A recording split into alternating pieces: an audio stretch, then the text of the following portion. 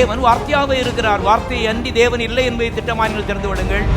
இயேசு கிறிஸ்துவ மதத்தை ஸ்தாபிக்கிறதுக்காக வரல, மனிதர்களுக்கு நன்மையை கொடுப்பதற்காக வந்தார். நம்பிக்கையே இல்லைன்னு சொன்னா நம்பிக்கை இருக்கிறது, அது தேவனுடைய வார்த்தைக்குள்ள இருக்கிறது. அருமையானவர்களே, கர்த்தர் நல்லவர் பார். எந்த தீமைக்கு அவர் காரணர் அல்ல, எந்த பிரச்சனைக்கு அவர் காரணர் அல்ல. நிச்சயமாகவே நமக்கு ஒரு முடிவு இருக்கிறது. என்னன்னு கேட்டா அது வெற்றி தான்.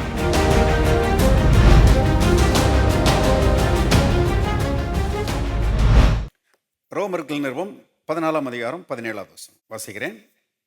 தேவனுடைய ராஜ்யம் புசிப்பும் குடிப்பும் அல்ல, அது நீதியும் சமாதானமும் பரிசுத்த ஆவியினால் உண்டாகும் சந்தோஷமாயிருக்கிறது. ஜெபிப்போம். பரலோகத்தின் தகப்பனே, நன்றியோடு நாங்கள் துதிக்கிறோம். ஆண்டவரே, இந்த மாலை வேளையிலே உடைய சத்திய ஆவியானவர் சத்தியத்தை கொண்டு எங்களோடு பேசும்படி நாங்கள் ஜெபிக்கிறோம். கர்த்தாவே, சத்திய ஆவியானவராகி அவர் வரும் பொழுது சகல சத்தியத்திற்குள் உங்களை நடத்துவார் என்று எழுதியிருக்கிறபடி ஆவியானவர் எங்களை சத்தியத்துக்குள்ளே நடத்துவீராக. உம்முடைய வார்த்தையாகிய சத்தியத்துக்கு எங்களை அர்ப்பணிக்கிறோம். கர்த்தாவே, எங்களுடைய இருதயம் உணர்கிறதா இருக்கட்டும், எங்களுடைய செவிகள் கவனிக்கிறதா இருக்கட்டும். கர்த்தாவே, நாங்கள் கேட்கிறதை விசுவாசிக்க, கர்த்தாவே, அதன் மூலமாக நீர் வைத்திருக்கிற ஆசீர்வாதங்களை சுதந்திரிக்க எங்களுக்கு உதவி செய்யும்படி நாங்கள் ஜெபிக்கிறோம். வார்த்தைகளை கொண்டு எங்களோட நீர் பேசுகிறீர், அதற்காக உங்களுக்கு நன்றி. இயேசுவின் நாமத்தில் பிதாவே, ஆமென். தேவனுடைய ராஜ்யத்தை குறித்து பார்த்து கொண்டு வருகிறோம். தேவனுடைய ராஜ்யத்தை குறித்து ஏற்கனவே சொன்ன சில சத்தியங்களை ஞாபகப்படுத்துகிறேன் தொடர்புக்காக. ஏன்னா என்ன தியானித்து கொண்டு வருகிறோம், என்ன பேசிக்கொண்டு வருகிறோம் என்பதை பாருங்க, நினைவு கூற வேண்டியது அவசியமாக இருக்கிறது.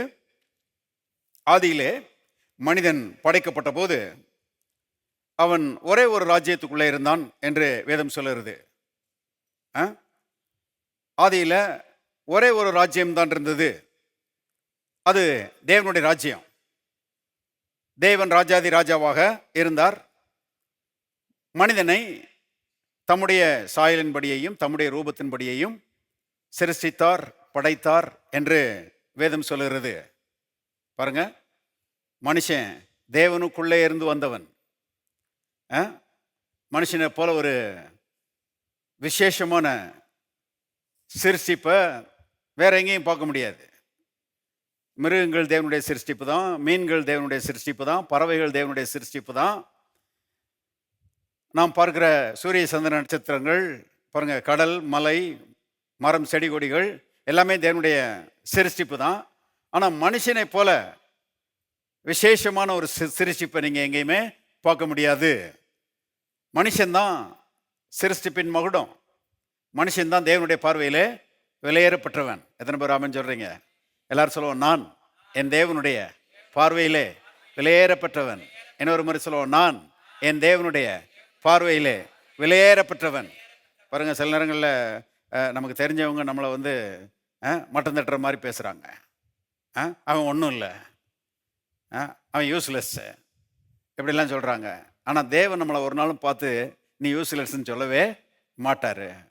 பாருங்க, நம்மை மதிக்கிற தேவன்.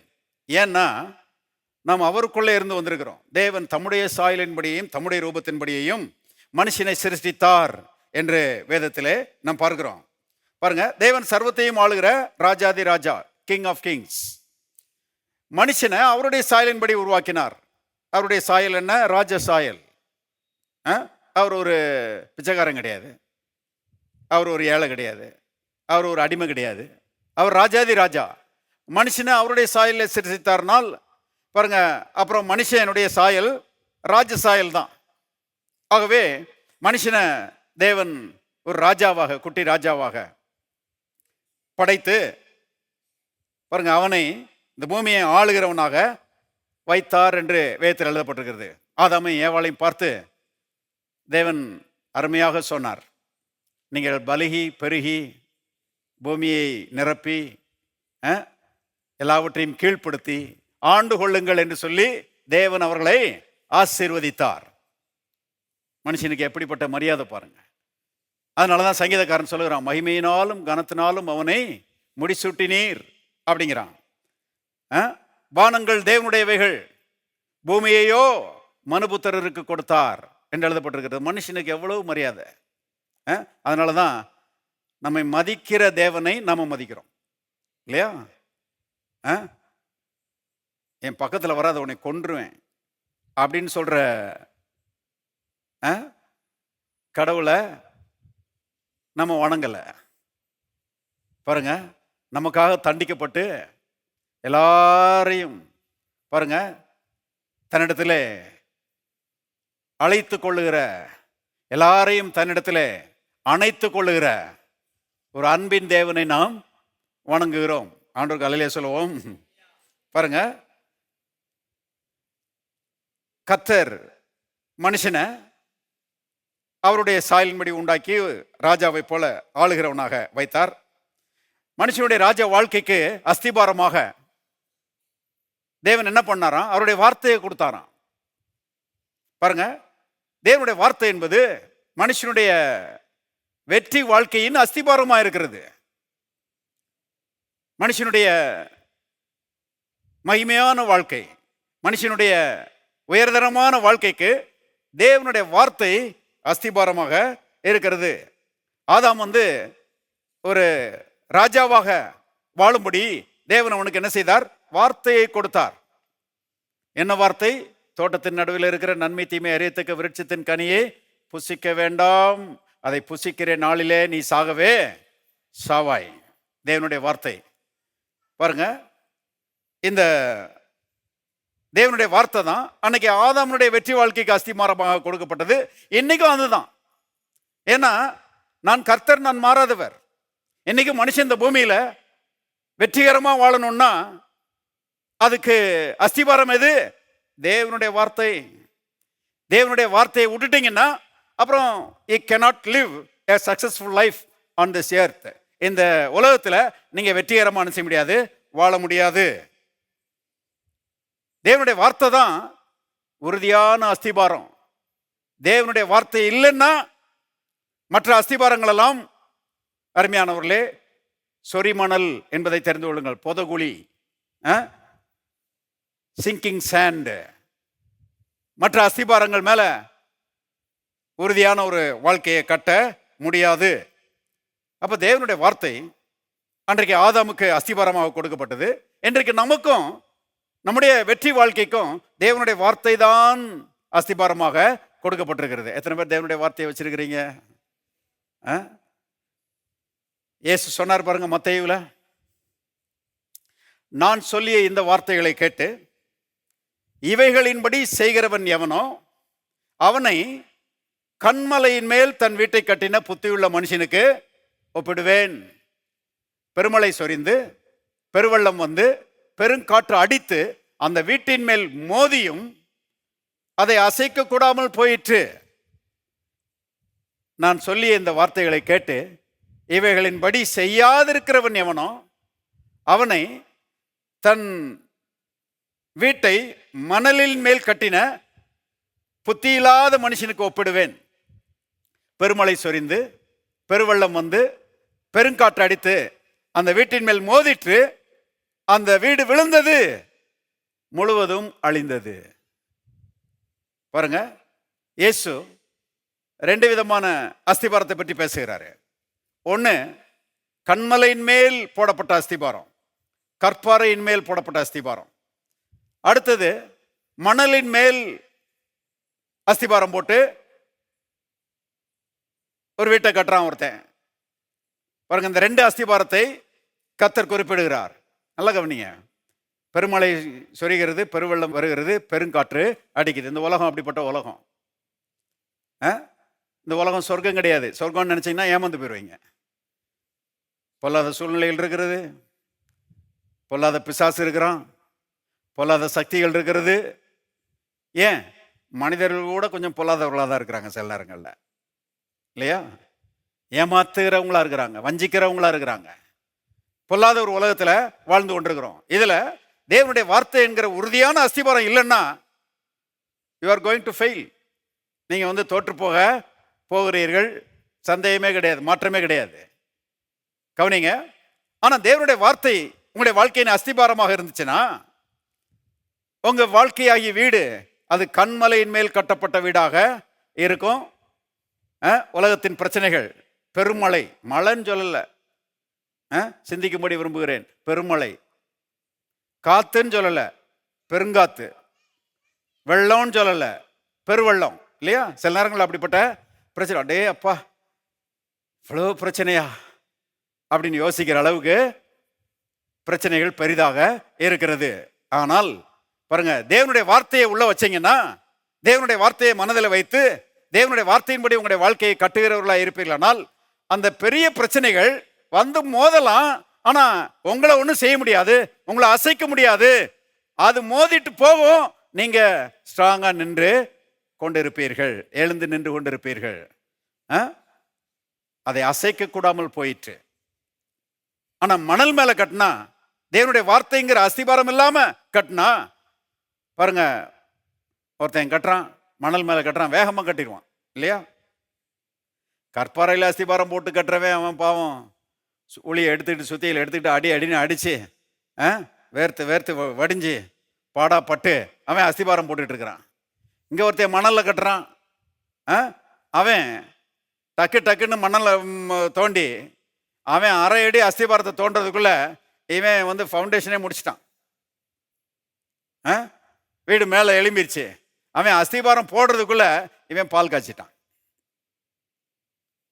கவனிங்க, எல்லாரும் சொல்லுவாங்க, பாருங்க அவன் எவ்வளவு பிரயாசப்பட்டு அவன் கண்மலையை போட்டு நோண்டிட்டு கிடக்குறான், இவனை பாருங்க ஜோரா கட்டி முடிச்சிட்டான் அப்படின்னு பார்க்குறவங்க அந்த மாதிரி என்ன செய்வாங்க, சொல்லுவாங்க.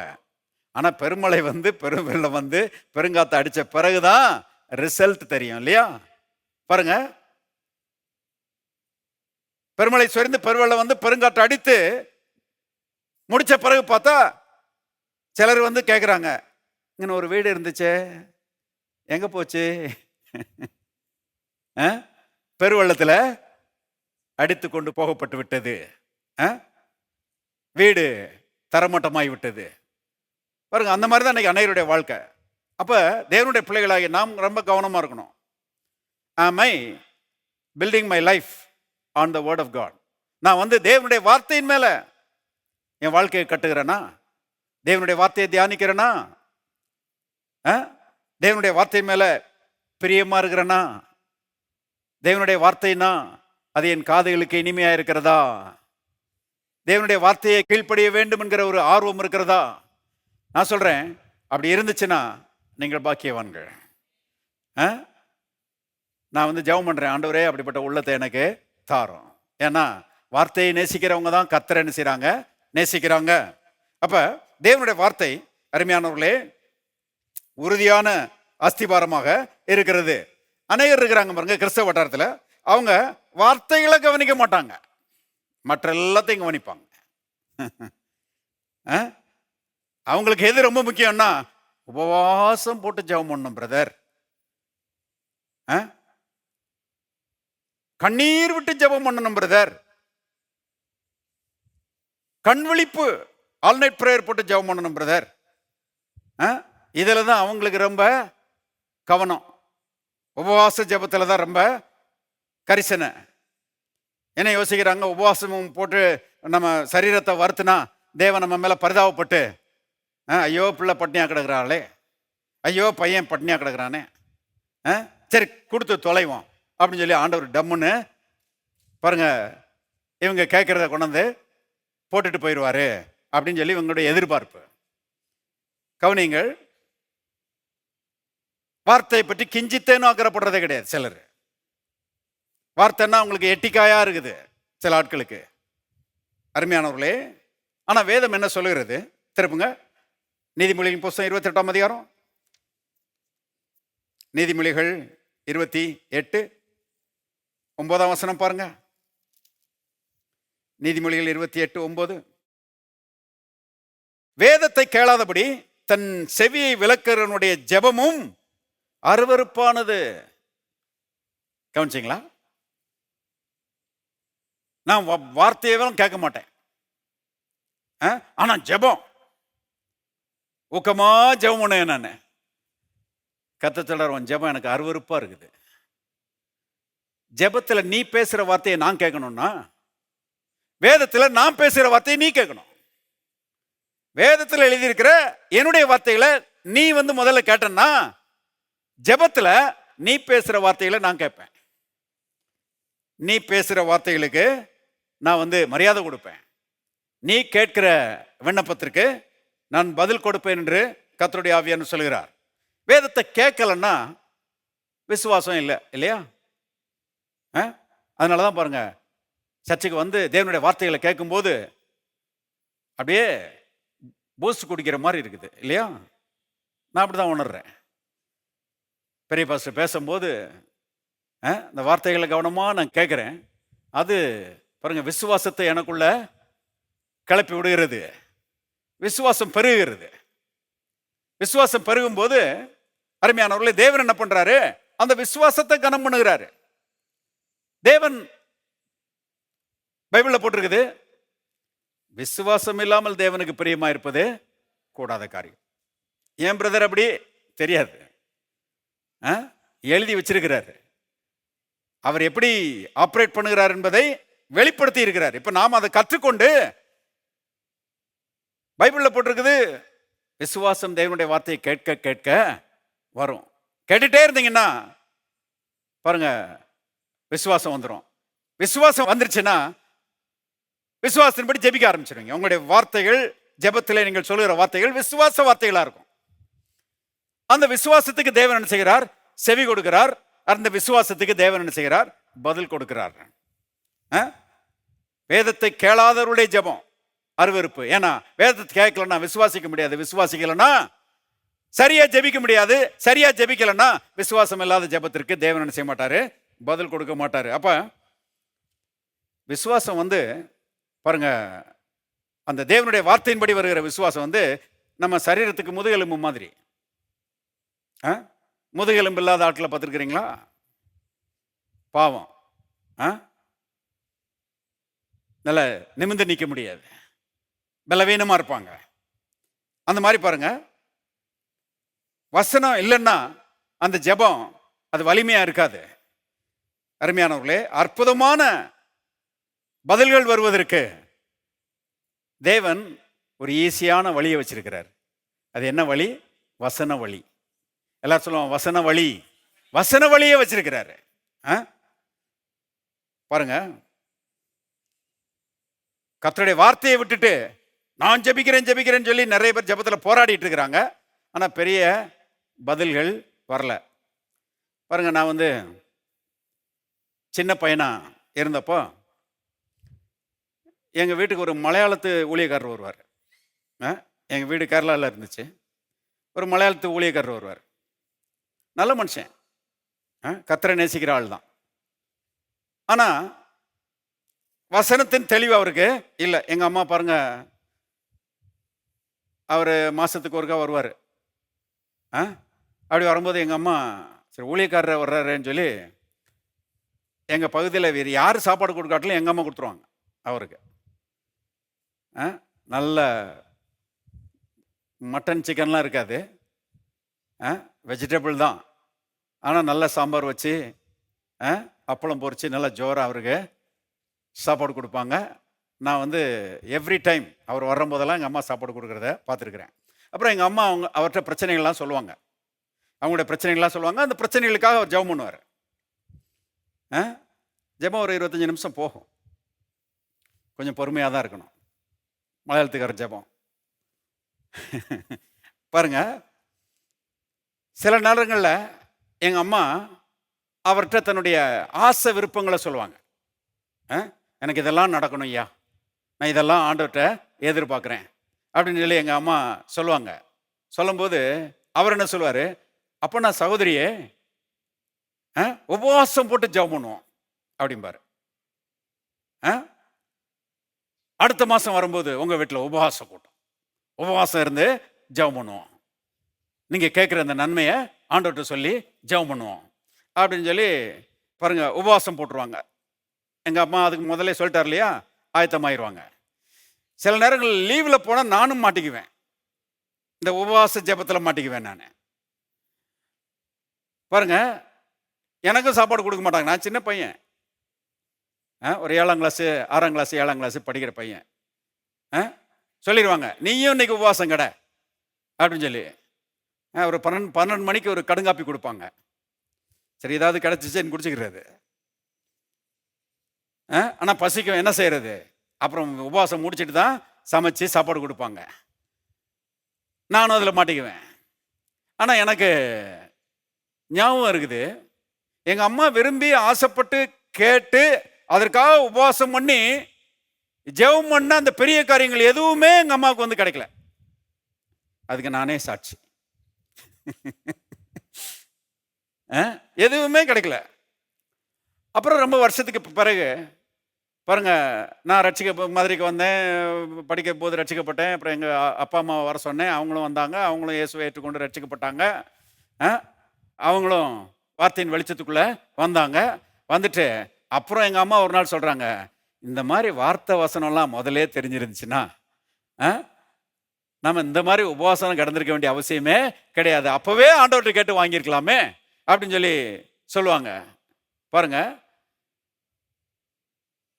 அதுக்கு பிறகு அவங்க வசனத்தை விசுவாசிச்சு நிறைய நன்மைகளை ஆண்டவர்கிட்ட இருந்து என்ன செஞ்சாங்க, வாங்கிக்கிட்டாங்க. அதை நான் பார்த்துருக்கிறேன், கண் கூட பார்த்துருக்கிறேன்.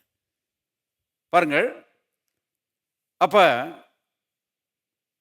வசனத்தை விசுவாசிக்கிறதுனால ஜெபங்களுக்கு பதில் வருகிறதே ஒழிய, நான் உபவாசம் கடந்து நான் அழ போறேன், நான் வந்து பட்னியாக கிடக்க போறேன், நான் 3 நாள் உபவாசம் இருக்க போறேன், நான் 7 நாள் உபவாசம் இருக்க போறேன்னு சொல்லி பாருங்க, நிறைய ஊழியக்காரங்களும் விசுவாசிகளும் இந்த உபவாசம் கடந்து செத்தும் போயிட்டாங்க.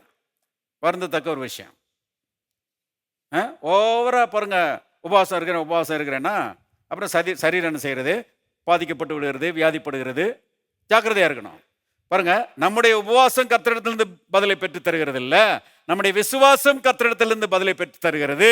அந்த விசுவாசம் எதனாலே வருகிறது?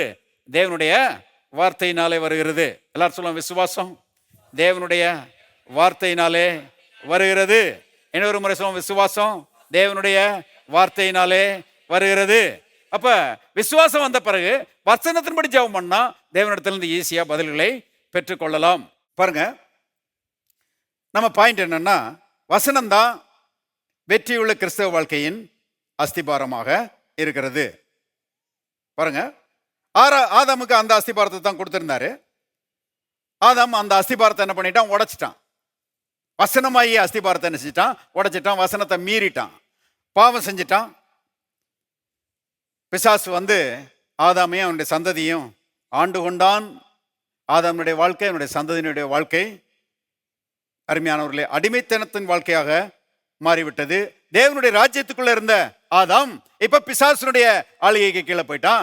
இப்ப 2 ராஜ்யங்கள் வந்துருச்சு. மனுஷன் பாவம் செஞ்ச பிறகு தேவன் ராஜாவா தான் இருக்கிறாரு, அவருடைய ராஜ்யம் இருக்கவே இருக்கிறது.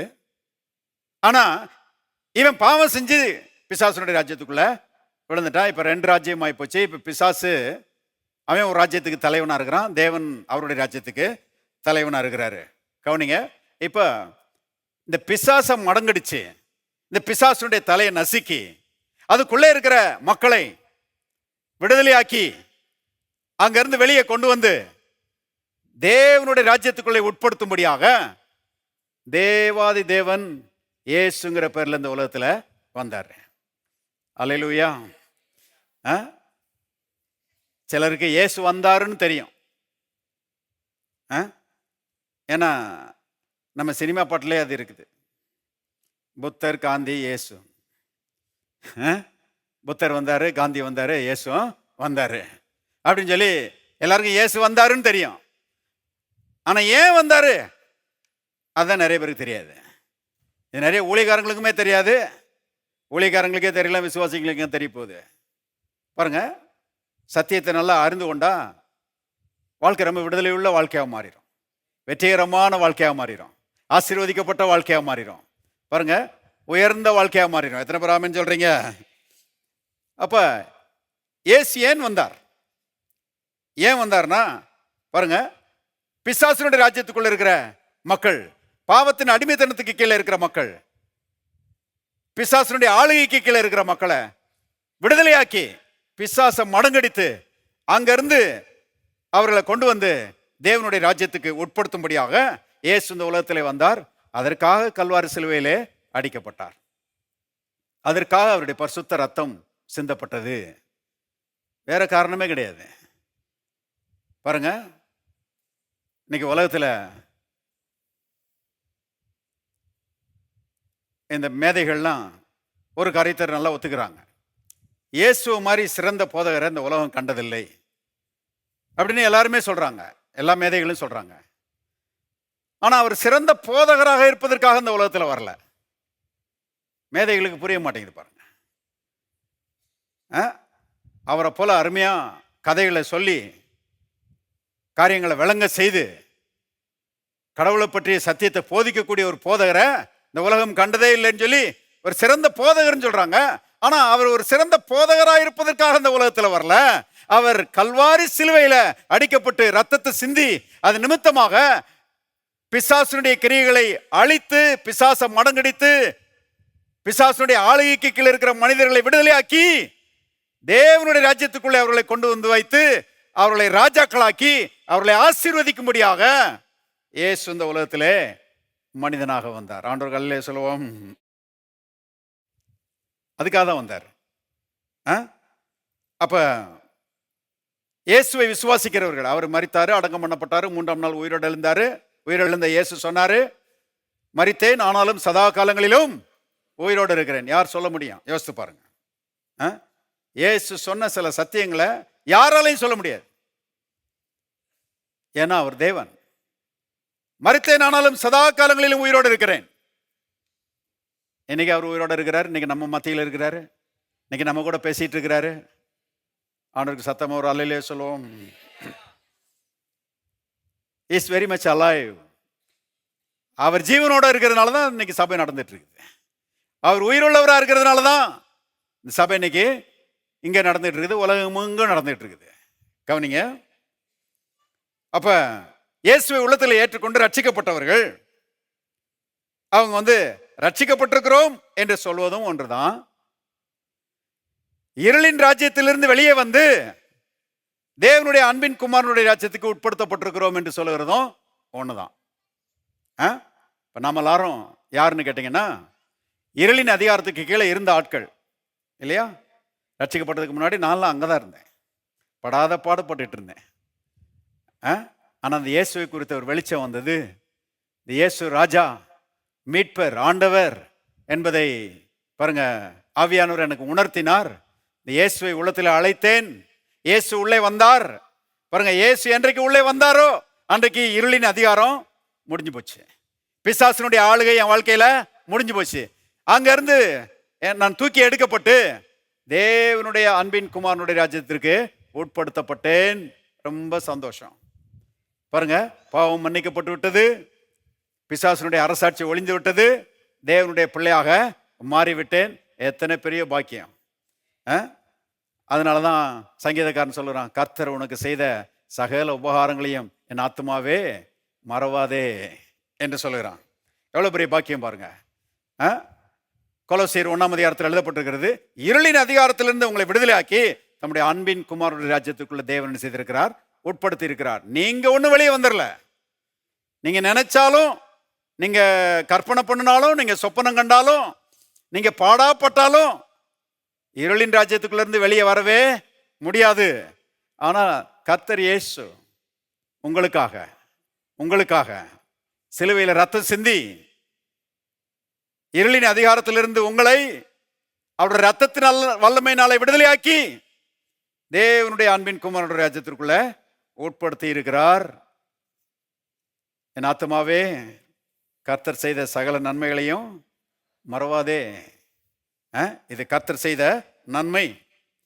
எல்லாரும் சொல்லுவோம், நான் பிசாசின் ராஜ்யத்திலிருந்து விடுதலையாக்கப்பட்டு தேவனுடைய அன்பின் குமாரனுடைய ராஜ்யத்திற்குள்ளே கொண்டு வந்து வைக்கப்பட்டிருக்கிறேன். தேவன் நம்மளை அப்படி கொண்டு வந்து வச்சிருக்கிறாரு. I am not in the kingdom of darkness anymore. I am in the kingdom of God's dear son. தேவனுடைய அன்பின் குமாரனுடைய ராஜ்யத்துக்குள்ளே நான் இருக்கிறேன். பாருங்க, நாம் தேவனுடைய ராஜ்யத்துக்குள்ளே இருக்கிறோம். தேவனுடைய ராஜ்யம் நமக்குள்ளே இருக்கிறது. மீன் தண்ணிக்குள்ள இருக்குது, தண்ணி மீனுக்குள்ள இருக்குது இல்லையா? ரெண்டுமே கரெக்டு தான். அந்த மாதிரி நாம தேவனுக்குள்ள இருக்கிறோம், தேவன் நமக்குள்ளே இருக்கிறார். தேவனுடைய ராஜ்யம் நமக்குள்ளே இருக்கிறது. திருப்போம் லூக்காஸ் விசேஷம் 17ஆம் அதிகாரம், லூக்காஸ் விசேஷம் 17ஆம் அதிகாரம் 21வது வசனம் பாருங்க. இதோ இங்கே என்றும் அதோ அங்கே என்றும் சொல்லப்படுகிறதற்கும் ஏது விராது. எல்லாரும் சேர்ந்து வாசிங்க. இதோ தேவனுடைய ராஜ்யம் உங்களுக்குள்ள இருக்கிறதே. நம்ம தேவனுடைய ராஜ்யத்துக்குள்ள இருக்கிறோம், தேவனுடைய ராஜ்யம் நமக்குள்ள இருக்குது. அந்த தேவன், அந்த ராஜா இன்றைக்கு நமக்குள்ள என்ன செஞ்சாரு? வந்து விட்டார். நாம் தேவனுடைய ராஜ்யத்துக்குள்ளே இருக்கிறோம். தேவனுடைய ராஜ்யம் நம்முடைய உள்ளங்களிலே நடந்து கொண்டிருக்கிறது, நம்முடைய வாழ்க்கையிலே நடந்து கொண்டிருக்கிறது. அப்ப டெய்லி ஆண்டவர்கிட்ட சொல்லணும், ஆண்டவரே உம்முடைய அரசாட்சி என் வாழ்க்கையில் நடந்து கொண்டிருக்கிறபடி ஆளுமுக்கு ஸ்தோத்திரம். நீர் என்னை ஆண்டு வழி நடத்துகிறபடி ஆளுமுக்கு ஸ்தோத்திரம். நீர் என்னுடைய ராஜாவா இருக்கிறபடி ஆளுமுக்கு ஸ்தோத்திரம். நீர் எனக்காக யுத்தங்களை பண்ணுகிறபடி ஆளுமுக்கு ஸ்தோத்திரம். நீர் எனக்காக புதிய வழிகளை திறக்கிறபடி ஆளுமுக்கு ஸ்தோத்திரம். நீர் என்னுடைய வாழ்க்கையை வெற்றிகரமான பாதைகளை நடத்துகிறபடி ஆளுமுக்கு ஸ்தோத்திரம். இதுதான் ஜெபம். பாருங்க, ஏன்னா தேவன் ராஜாவா இருந்து நம்மை ஆண்டு நடத்துகிறார். ஆதியிலே தேவன் மனிதனுக்கு கொடுத்த அந்த அதிகாரத்தை, அந்த ஸ்லாக்கியத்தை பிசாசினிடத்திலிருந்து பிடுங்கி இயேசு நம்மகிட்ட கொடுத்திருக்கிறார். இன்னைக்கு நாம் இன்னைக்கு அருமையானவர்களே தேவனுடைய அதிகாரத்தையும் வல்லமையையும் உடையவர்களா இருக்கிறோம். அப்படி யோசிக்கிறீங்களா நீங்க? ஆண்டவரே வல்லமையை தாரும், ஆண்டவர் வல்லமை தாரும் தேவா, இன்றே தாரும் தேவா, இப்போ தேவை தேவா. கத்தச்சலர் கண்ணை திறந்து பாரு கொடுத்துட்டேன். சில பாட்டுகளை மாற்ற வேண்டியது இருக்குது. அதான் அந்த காலத்தில் ஒரு பிரசங்கர், பெரிய பிரசங்கர் சொன்னார், most of our hymns are embalmed with அன்பிலீஃப்னாரு. நிறைய நம்முடைய பாட்டுகள் அது நல்ல அவிசுவாசத்தை அது அது என்ன பண்ணிருக்குது? வாசனை திரவியங்களை போட்டு மூடி வச்ச மாதிரி. இன்னைக்கு செத்த பணத்தை வாசனை திரவியங்களை போட்டு மூடிடுறாங்களே, அந்த மாதிரி அவிசுவாசத்தை வாசனை திரவியம் போட்டு மூடி வச்சிடறாங்க. வெளியே ரொம்ப மணக்கிற மாதிரி இருக்குது, ஆனா உள்ள அவிசுவாசம். கவனிங்க, ராகம் ரொம்ப அழகா இருக்குது, ஆனா உள்ள பயங்கர அவிசுவாசம். பாட்டெல்லாம் சில அவிசுவாசமான பாட்டெல்லாம் கொஞ்சம் மாற்றணும். கவனிங்க, வல்லமை தேவை தேவா அப்படி இல்லை. வல்லமை தந்தபடி ஆளுமுக்கு நன்றி, அதிகாரத்தை தந்தபடி ஆளுமுக்கு நன்றி, மகிமையை தந்தபடி ஆளுமுக்கு நன்றி, வெற்றியை தந்தபடி ஆளுமுக்கு நன்றி. இருக்கிறீங்களா? ஏசு உள்ள வந்துட்டாருங்க. என்னைக்கு நீங்க அவரை அழைச்சிங்களோ அன்னைக்கே உள்ள வந்துட்டாரு. அன்னைக்கே ஆளுகை வந்து விட்டது, அதிகாரம் வந்து விட்டது, அன்றைக்கே ராஜரிகம் வந்து விட்டது, அன்றைக்கே மகிமை வந்து விட்டது. பாருங்க, கர்த்தர் இன்றைக்கு ஆதாம் இழந்து போன அந்த ராஜரீகத்தையும் அதிகாரத்தையும் மகிமையையும் நமக்கு திரும்ப கொடுத்து விட்டார் என்பதுதான் சத்தியம். திருப்புங்க மத்தேயு 28ஆம் அதிகாரம், மத்தேயு 28 18 19 வாசிக்கிறேன். அப்பொழுது இயேசு சமீபத்தில் வந்து அவர்களை நோக்கி, எல்லாரும் சேர்ந்து வாசிங்க, வானத்திலும் பூமியிலும் சகல அதிகாரமும் எனக்கு கொடுக்கப்பட்டிருக்கிறது. சிலர் இதோட நிறுத்திக்கிடுவாங்க. ஆமேன், அல்லேலூயா. வானத்திலும் பூமியிலும் சகல அதிகாரமும் இயேசுவுக்கு கொடுக்கப்பட்டிருக்கிறது. சரி, ஆனா அடுத்த வசனம் பாருங்க.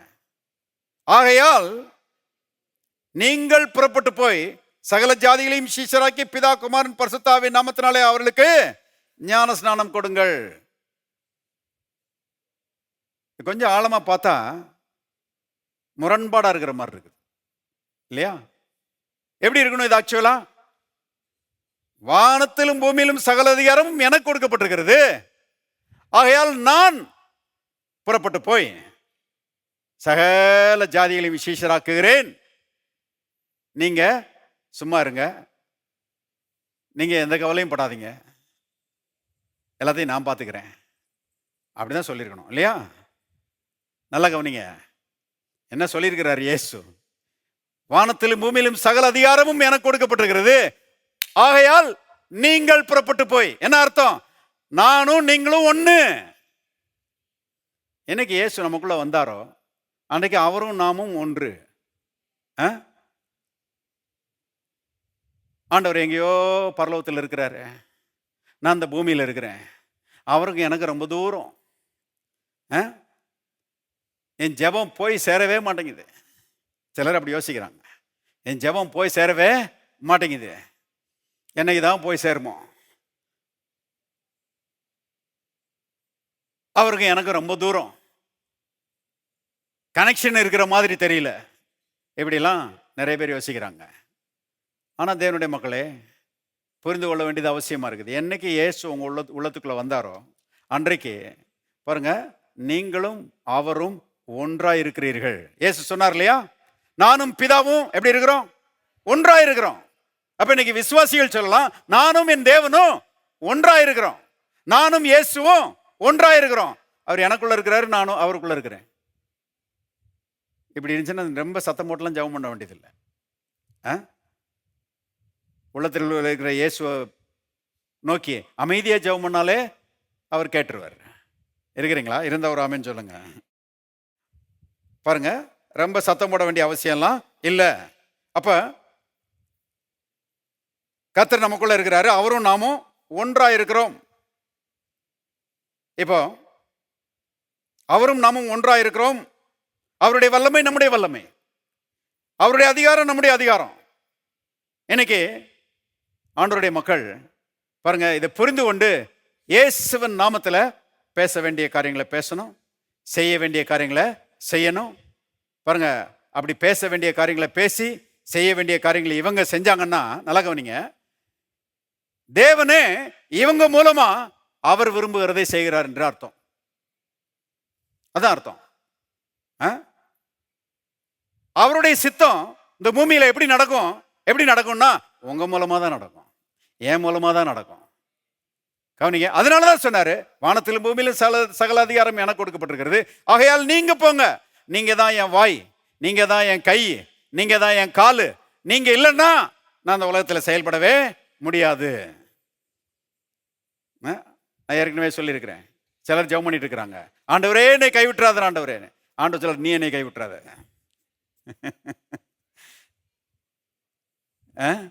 நீ செயல்படலைன்னா நான் விரும்புகிற காரியங்கள் இந்த உலகத்தில் என்ன செய்யாது, நடக்காது. ஏன்னா நீயும் நானும் ஒன்று. அதை காமிக்கிறேன் சீக்கிரமா, ஒரு சில வசனங்களை பார்ப்போம். 1 கொரிந்தியர் 6ஆம் அதிகாரம், 1 கொரிந்தியர் 6ஆம் அதிகாரம் 17 பாருங்க. வேசியோடு இசைந்திருக்கிறவன் அவளுடனே ஒரே சரீரமாக இருக்கிறான் என்று அறியீர்களா?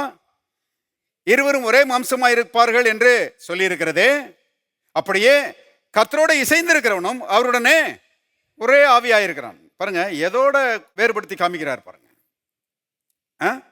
அதாவது ஒரு வேசியோட இசைந்திருக்கிற மனுஷன் அவளுடனே ஒரே மாம்சமா இருக்கிறான். அது ஒரு கேவலமான உறவு இல்லையா? அது மனுஷனை சீர்கெட்டவனாக மாற்றுகிறது, அது மனுஷனை அடிமையாக மாற்றுகிறது. அந்த ஓமையிலிருந்து இதை கொஞ்சம் வேறுபடுத்தி காமிக்கிறார். மனுஷன் வேசியோட இணைந்திருந்தா அது ரொம்ப கேவலமான ஒரு நிலை. ஆனா கர்த்தரோட இசைந்து இருக்கிறவன் அவன் பாருங்க, கர்த்தரோட இணையும் போது அவன் மகிமையான ஒரு உறவுக்குள்ளே வந்து விடுகிறான். இது மனுஷனுக்கு பாருங்க கௌரவத்தையும் கனத்தையும் மரியாதையும் மதிப்பையும் என்ன செய்கிறது, கொடுக்கிறது. ரட்சிக்கப்பட்ட எல்லாரும் தேவனோடு இணைந்திருக்கிறார்கள். கர்த்தரோடு இசைந்திருக்கிறவர்கள் அவருடனே ஒரே ஆவியா இருக்கிறார்கள். அநேகர் என்ன யோசிக்கிறாங்கன்னா, பரலோகத்தில் போய் நம்ம ஆண்டவரோட இணைஞ்சிருப்போம்.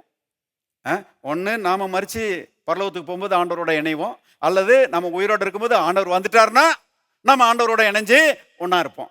அப்படி யோசிக்கிறாங்க. பாருங்க, அது நடக்க போகுது. ஆனால் இப்போவே பாருங்க, இந்த இயேசு நமக்குள்ள தான் இருக்கிறாரு. இப்போவே நாமும் அவரும் ஒன்றாகத்தான் இருக்கிறோம். அவருடைய வல்லமை நம்முடைய வல்லமை, அவருடைய அதிகாரம் நம்முடைய அதிகாரம், அவருடைய ஆரோக்கியம் நம்முடைய ஆரோக்கியம், அவருடைய ஐஸ்வர்யம் நம்முடைய ஐஸ்வர்யம், அவருடைய ஞானம் நம்முடைய ஞானம், அவருடைய பரிசுத்தம் நம்முடைய பரிசுத்தம். இருக்கிறீங்களா? அவரும் நாமும் ஒன்று, பிரிக்கவே முடியாது. அந்த ரீதியில் பாருங்க, கர்த்தரோடு நாம் இசைந்திருக்கிறோம், இணைந்திருக்கிறோம் என்று வேதம் சொல்லுது. எவ்வளோ பெரிய பாக்கியம்! அந்த அதிகாரத்தை இன்னைக்கு உடையவர்களாக இருக்கிறோம். அப்போ வியாதியை பார்த்து பயப்படக்கூடாது, பில்லி சூனியத்தை பார்த்து பயப்படக்கூடாது, பொல்லாத மனிதர்களை பார்த்து பயப்படக்கூடாது, பொல்லாத சூழ்நிலைகளை பார்த்து பயப்படக்கூடாது. இந்த உலகத்தில் நிறைய தீமைகள் இருக்குது, எதையும் பார்த்து பயப்படக்கூடாது. ஏன்னா எல்லாவற்றை பார்க்கலாம் நமக்குள்ளே இருக்கிற தேவன் மகா பெரியவர், வல்லமை நிறைந்தவர். ஆமேன்.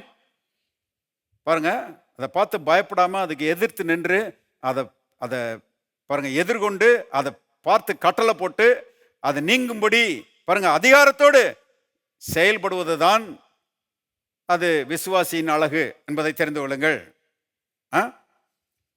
இன்னொரு உதாரணம் பாருங்க. எபேசியர் 5ஆம் அதிகாரத்துக்கு போவோம். எபேசியர் 5:30 வாசிக்கிறேன்.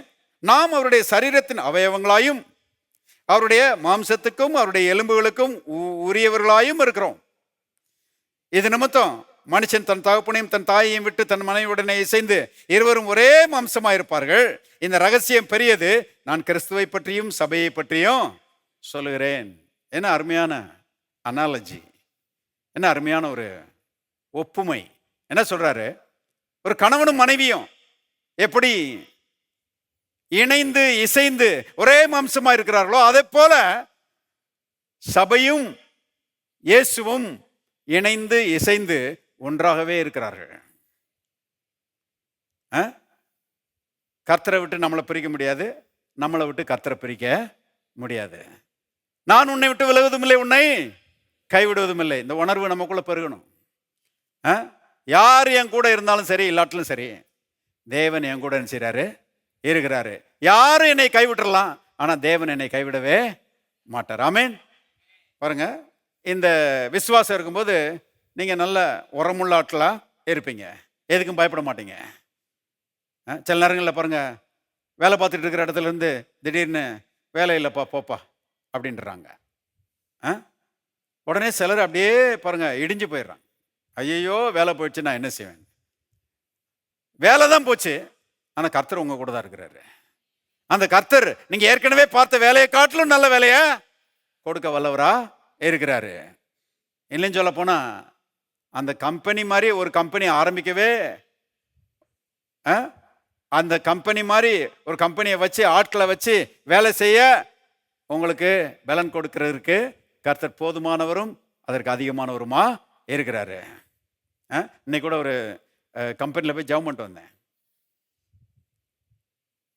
பாருங்க, அவர் சொன்னார் 10 வருஷத்துக்கு முன்னாடி அவர் ஆரம்பிக்கும் போது நான் போய் ஜெபம் பண்ணியிருக்கிறேன். ஆனால் இன்றைக்கி அதை காட்டிலும் பெரிய பில்டிங்க்கு போய் நல்லா நிறைய மெஷினரிஸ் எல்லாம் போட்டு நிறைய ஆட்களை வச்சு ஜோராக வேலை பார்த்துட்டு இருக்கிறாரு. பாஸ்டர் ஞாபகம் இருக்குதா? 10 வருஷத்துக்கு முன்னாடி இங்கே வந்து ஜெபம் பண்ணீங்க, இன்னைக்கு கொஞ்சம் பெரிய இடத்துக்கு போயிருக்கிறேன், வந்து ஜெபம் பண்ண முடியுமா? நான் சரி வாரேன்னு சொல்லி போய் ஜெபம் பண்ணேன். நான் பார்க்கும்போது ஆச்சரியமாக இருக்குது. ஒரு இடத்துல கூலிக்கு வேலை பார்த்துட்டு இருந்தவர் அவர் இன்னைக்கு எத்தனையோ பேரை வச்சு ஜோராக வேலை பார்த்துட்டு இருக்கிறாரு. ஏகப்பட்ட போட்டிகள் இருக்குது, ஆனால் எல்லா போட்டிகள் மத்தியிலும் ஆர்டர்ஸ் எல்லாம் அத்தனை பேரையும் தாண்டி இவருக்கு தான் வருதான். ஆண்டவர் காலையில சொல்லுவோம் பாருங்க, நம்ம கூட இருக்கிற தேவன் பெரியவர், அவருடைய தயவு பெரியது, அவருடைய காருண்யம் பெரியது. பாருங்க, நீங்க விசுவாசிக்கிறவர்களா இருப்பீர்களானால் 1000 பேரை தாண்டி ஆசீர்வாதம் உங்க தலை மேல தான் வந்து இறங்கும். ஆமேன். அப்படிப்பட்ட தேவன் நம்முடைய தேவன். அவர் சொல்ற ஆச்சரியமா இருக்குது. நான் இப்படி வளர்றேன்னு சொல்லி இதை பார்த்து என் கூட பழகுனவங்க எல்லாருமே எதிரிகளா மாறிட்டாங்க. எல்லாரும் எப்படியாவது முட்டுக்கட்டை போட்டு இவனை வந்து முன்னேற விடக்கூடாதுன்னு சொல்லி பிரயாசப்படுறாங்க பாஸ்டர். ஆனா எதுவுமே நடக்கல. எல்லாரும் ஆச்சரியப்படுகிற விதத்துல கர்த்தர் என்னை உயர்த்திக்கிட்டே போறாரு. அதுதான் நம்முடைய கர்த்தர். பாருங்க, அப்ப அவர் நம்மோடு இணைந்திருக்கிறார், நாம் அவரோட இணைஞ்சிருக்கிறோம். அவருடைய வல்லமை நம்முடைய வல்லமை, அவருடைய அதிகாரம் நம்முடைய அதிகாரம். இன்னைக்கு அதிகாரத்தை உடையவர்களாக இருக்கிறோம். அதனாலதான் அதிகாரம் இல்லாதவர்களை போல பேசக்கூடாது. எனக்கு யார் இருக்கா? அவங்க என்னை கைவிட்டாங்க, இவங்க என்னை கைவிட்டாங்க, நான் என்ன செய்வேன்? இப்படி நம்ம பேசவே கூடாது. அது அதிகாரம் இல்லாத வார்த்தைகள். அதிகாரம் நிறைந்த வார்த்தைகளை தான் பேசணும். ஒருவேளை சிலர் போயிருக்கலாம், சரி போயிட்டு போறாங்க, உங்களை விட்டுட்டு போயிருக்கலாம், போயிட்டு போகிறாங்க. அவங்கள காட்டிலும் நல்ல ஆட்கள் உங்களோட வந்து அசோசியேட் பண்ணுவாங்க. அவங்கள காட்டிலும் நல்ல ஆட்கள் உங்களோட ஃப்ரெண்ட்ஷிப் வைப்பாங்க. அதனால் வருத்தப்படக்கூடாது. கவனியங்கள், கர்த்தர் மேலே விசுவாசம் வச்சு தைரியமாக இருக்கணும். கணவனும் மனைவி இணைந்திருக்கிற மாதிரி கர்த்தரும் விசுவாசிகளும் இணைந்திருக்கிறார்கள். கர்த்தரை ஏற்றுக்கொள்வதற்கு முன்பதாக ஒன்றும் இல்லாதவர்களாக இருந்தோம். ஆனால் கர்த்தரை இணைஞ்ச பிறகு ஒரு பெரிய அதிகாரம் நிறைந்த, வல்லமை நிறைந்த, ஐஸ்வர்யம் நிறைந்த, மகிமை நிறைந்த, ஆரோக்கியம் நிறைந்த, வெற்றிகள் நிறைந்த கிறிஸ்துவோடு கூட இணைஞ்சிட்டோம். அவருடையதெல்லாம் நம்முடையது. அவருடைய மகிமை இன்னைக்கு நம்முடையது. அவருடைய அதிகாரம், அவருடைய வல்லமை எல்லாமே இன்னைக்கு நம்முடையதாக மாறிவிட்டது. இது பாருங்க, ரட்சிக்கப்பட்ட மக்களுடைய வாழ்க்கையில் நடந்த ஒரு அற்புதம். ரட்சிப்பு என்பது ஒரு ஆவிக்குரிய திருமணம். நாம் வந்து மணவாட்டிகள், கிறிஸ்து மணவாளனாக இருக்கிறார் இல்லையா? வேதத்தில் நம்ம வாசிக்கிறோம். ரூத்ன்ற ஒரு பெண்ணை குறித்து வாசிக்கிறோம். அவ யாரு? அவ இஸ்ரவேல் பெண் கிடையாது. உடன்படிக்கைக்கும் அவளுக்கும் சம்பந்தமே கிடையாது. ஆசீர்வாதத்துக்கும் அவளுக்கும் சம்பந்தமே கிடையாது. ஜீவனுள்ள தேவனுக்கும் அவளுக்கும் எந்த சம்பந்தமும் கிடையாது. அவ மோவாப் தேசத்துக்காரி. சபிக்கப்பட்ட ஒரு தேசத்துல பிறந்து வளர்ந்தவா. ஆனா கால சூழ்நிலைகள் மூலமாக பாருங்க, இஸ்ரவேல் தேசத்துக்கு வர்றா. அதுவும் பெத்லஹேமுக்கு வர்றா. பெத்லஹேம்ல ஒரு பெரிய பணக்காரன் போவாஸ், அவனுடைய தயவு அவளுக்கு கிடைக்கிறது. அவன் அவளை ஆசைப்பட்டு என்ன செய்கிறான்? திருமணம் பண்ணுகிறான். பாருங்க, அது வரைக்கும் ஒன்றும் இல்லாதவா, புறஜாதி பெண்ணு, சபிக்கப்பட்டவா, ஒரு விதத்தில் சொல்லப்போனா ஒரு பிச்சைக்காரி. ஆனா என்னைக்கு போவாச மேரேஜ் பண்ணாலோ அன்னைக்கு ஸ்டேட்டஸ் மாறிடுச்சு. அவளுடைய வாழ்க்கை தரம் மாறிவிட்டது. இப்போ பெத்லஹேமிலே பெரிய பணக்காரி அவதான். பெத்லஹேமிலே பெரிய மதிப்புக்குரியவா அவதான். இன்னைக்கு யாரும் அவளை பிச்சைக்காரின்னு சொல்ல முடியாது இல்லையா? அந்த மாதிரி உலகத்திலே பெரிய பணக்காரரு இயேசு கிறிஸ்து. அவர் கூட நமக்கு திருமணம் நடந்துருச்சு. அவரும் நாமும் இணைஞ்சிட்டோம். அவர் நம்ம உள்ளத்துக்குள்ள வந்துட்டாரு, நாம அவருக்குள்ள வந்துட்டோம். அருமையானவர்களே, இனிமே பாருங்க, குறைவை பற்றி யோசிக்கக்கூடாது, தாழ்ச்சியை பற்றி யோசிக்கக்கூடாது, தோல்வியை பற்றி யோசிக்கக்கூடாது, இனிமே பின்னடைவை பற்றி யோசிக்கக்கூடாது. இன்னும் எப்போதுமே முன்னேற்றம் தான். ஏன்னா ஆண்டவர் நம்முடைய கரத்தை நினைச்சிருக்கிறாரு, பிடிச்சிருக்கிறாரு. அவருடைய அதிகாரம் நம்முடைய அதிகாரம், அவருடைய மகிமை நம்முடைய மகிமை, அவருடைய ஐஸ்வர்யம் நம்முடைய ஐஸ்வர்யம், அவருடைய வல்லமை நம்முடைய வல்லமை. எல்லாரும் சொல்லுவோம், இயேசுவின் வல்லமை என்னுடைய வல்லமை, இயேசுவின் அதிகாரம் என்னுடைய அதிகாரம், இயேசுவின் ஐஸ்வர்யம் என்னுடைய ஐஸ்வர்யம், இயேசுவின் வல்லமை என்னுடைய வல்லமை. பாருங்க, இதை அடிக்கடி சொல்லணும். இங்கிருந்து போகும்போது சொல்லிட்டே போங்க. இயேசுவின் வல்லமை என்னுடைய வல்லமை, இயேசுவின் பரிசுத்தம் என்னுடைய பரிசுத்தம், இயேசுவின் ஐஸ்வர்யம் என்னுடைய ஐஸ்வர்யம், இயேசுவின் மகிமை என்னுடைய மகிமை. அந்த மகிமையெல்லாம் நமக்கு கொடுக்கறதுக்கு தான் அவர் சிலுவையில் அவ்வளோ பாடுபட்டு இன்னைக்கு நம்மோட இணைந்திருக்கிறார். சரி, கடைசியாக 1 கொரிந்தியருக்கு போவோம். 1 கொரிந்தியர் 12ஆம் அதிகாரம், 1 கொரிந்தியர் 12:27. நீங்களே கிறிஸ்துவின் சரீரமாயும் தனித்தனியே அவயவங்களாயும் இருக்கிறீர்கள். கவனிச்சிங்களா? நாம யாரா? கிறிஸ்துவின் சரீரமா இருக்கிறோம். கிறிஸ்துவின் சரீரத்தின் அவயவங்களா இருக்கிறோம். அப்ப கிறிஸ்து எப்படி இருக்கிறாரு? அவர் தலையா இருக்கிறார். அவர் தலை, நாம சரீரம். நான் கேட்கிறேன், தலை சரீரத்தை விட்டு பிரிஞ்சிருக்குமா? பிரிச்சு பார்த்துறேன்னு சொல்லி முயற்சி பண்ணாதீங்க. தலையை விட்டு சரீரத்தை பிரிக்கவே முடியாது, பிரிக்க கூடாது. கவனிங்க, தலையும் சரீரமும் இணைஞ்சே தான் இருக்கும். தலை போடுகிற திட்டங்களை, தலை நினைக்கிற காரியங்களை சரீரத்தின் அவயவங்கள் தான் செயல்படுத்துகிறது இல்லையா?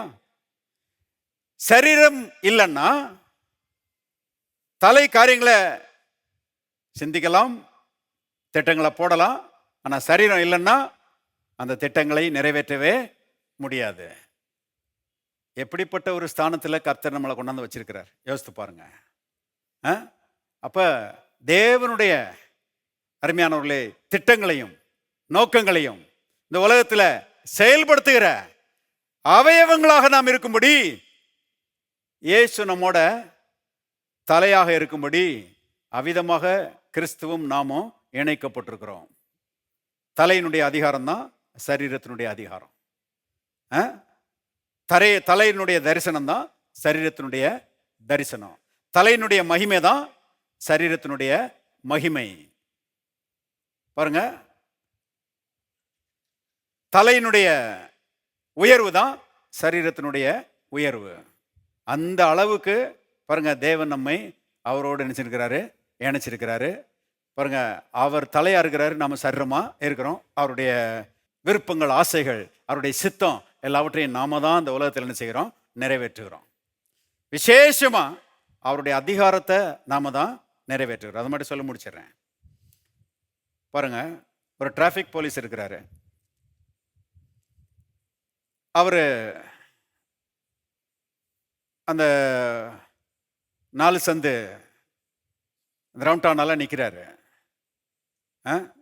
இப்பவும் சிலர் அப்படி சில நேரங்கள் நடக்கிறாங்க. இப்போ சிக்னல் இருக்குது, ஆனால் கரண்ட் இல்லைன்னா நில்லுன்ற போர்டை பிடிச்சிட்டு தான் நிற்பாங்க நம்ம ஆட்கள். நம்ம தேசத்தில் அப்பப்போ கரண்ட் போயிடும். அதனால அந்த ரெட் லைட்டு அல்லது அந்த நில்லுன்ற போர்டை வச்சுட்டு தான் நிற்கிறாங்க. சில நேரங்களை பாருங்க, இந்த டிராஃபிக் போலீஸு அவரு ஆள் ஒல்லியா இருக்கிறாரு. இன்னும் சொல்ல போனால் ஒட்டடை குச்சி மாதிரி இருக்கிறாரு. ஆனா அவர் கையில நில்லுன்ற ஒரு போர்டு இருக்குது. அங்கிட்டு இருந்து 10 டயர் மாட்டின லாரி பெரிய லோடோட வேகமா வர்றான். ஆனா இவர் என்ன பண்றாரு பாருங்க, நெல்லுன்ற போர்டை அப்படி தூக்கி காமிக்கிறாரு.